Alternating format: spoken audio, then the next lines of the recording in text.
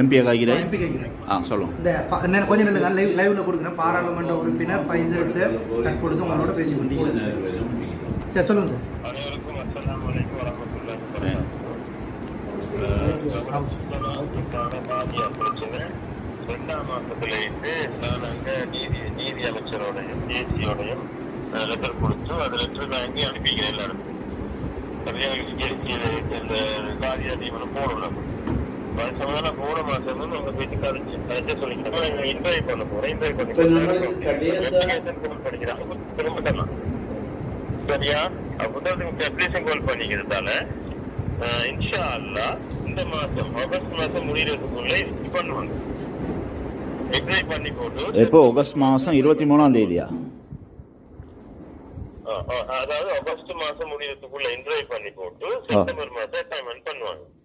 அதோட நான் காய்ச்சிக்கிறேன். அது வரைக்கும் எங்களுக்கு நீர்வளப்புக்கு போகாம வைக்கிறதுக்காக ஏதாவது காதியார் ஏற்பாடு செஞ்சு தரையிலமான்னு காய்ச்ச நேரம் அந்த நீர்வளப்பு காதியார் ஏற்கனவே நமக்கு வந்துட்டு போனார் தானே. அப்ப அவங்க அங்கன்னு சொன்னது எனக்கு ஜேசியில வைக்கிற என்பது பெரிய ஒரு ரிஸ்கான வேலை.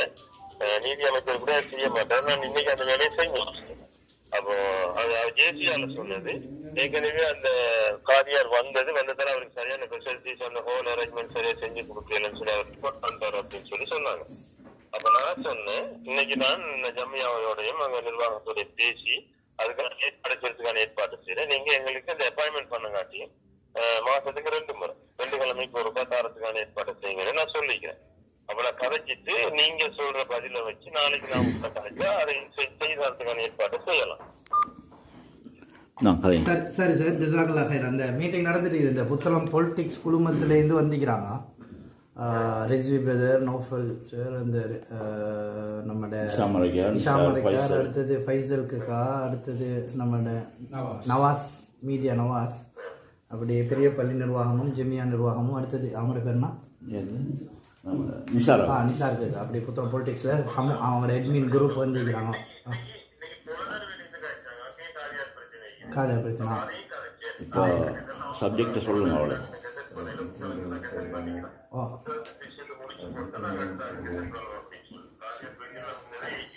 அந்த ரிஸ்விக்கா உங்கள்கிட்ட கொஞ்சம் கேட்குறேன், கதைக்கிறது கொடுக்குவா சார். அஸ்ஸலாமு அலைக்கும்.